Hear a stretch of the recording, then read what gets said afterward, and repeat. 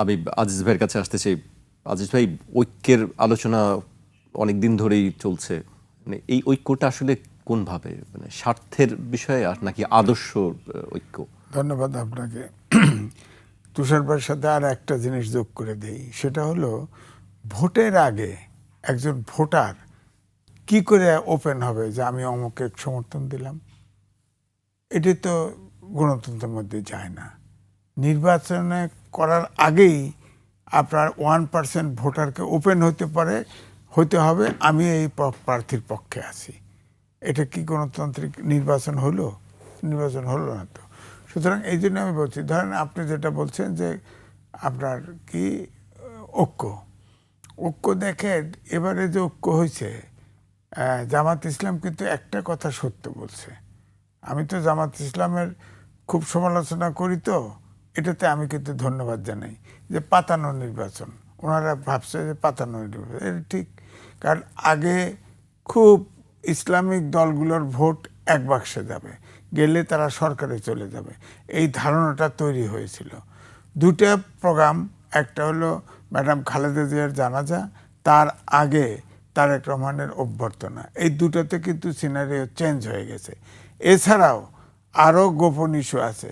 জামাত ইসলামের আমির কোনো এক জায়গায় কথা বলছে না, বলার পরে রয়টারে কইছে না যে ভারত না করছে বলতে। আগে একবার জিএম কাদের ভারতে গিয়ে গেছে না, যাওয়ার পরে এসে বলছে যে না, ভারতে কথা বলতে নিষেধ করে দিছে। তো এখন তো নিষেধ আদেশের ভিতরে আছে আমরা।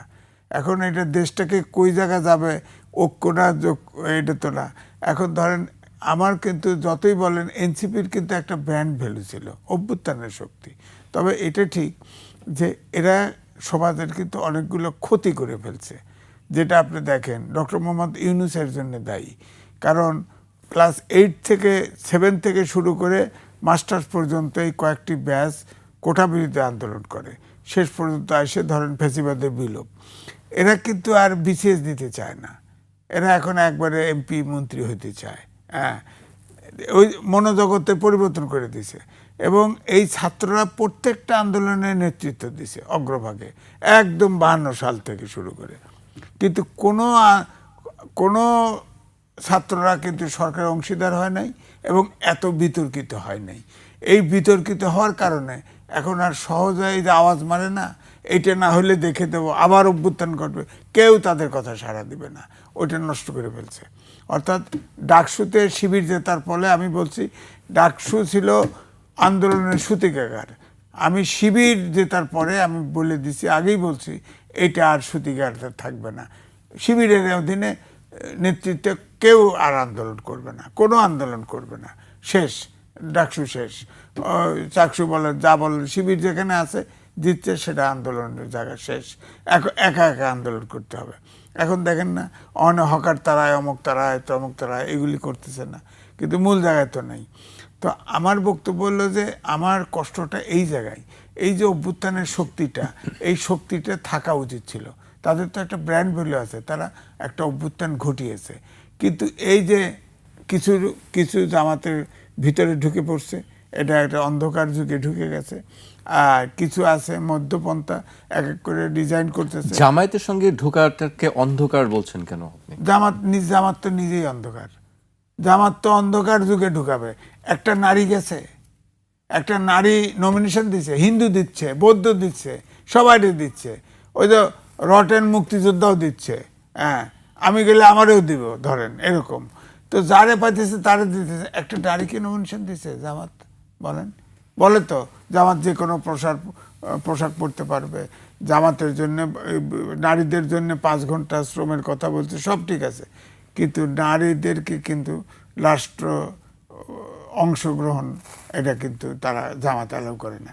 এটি অন্ধকার যুগ, এটি অন্ধকার।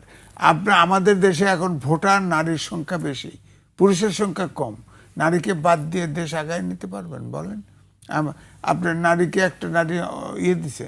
বিএনপি দেখেন 5% ইচ্ছে করলে দিতে পারতো, দেয় না, কিন্তু বিএনপিতেও নারী নেতৃত্ব কম, এমপি নমিনেশন কম।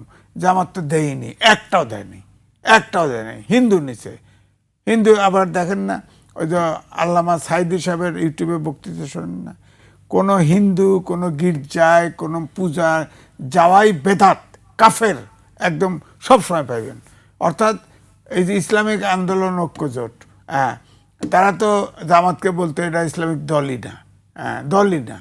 যে বলছে না ওই ইসলামিক ঐক্যজোটের আমির যে কোনো দেশের সমাজতন্ত্র কায়েম হলেও সেখানেও ইসলাম ধর্মের উত্থান ঘটতে পারে, তবে জামাত যদি যায় সেই দেশে কোনো ইসলাম থাকবে না।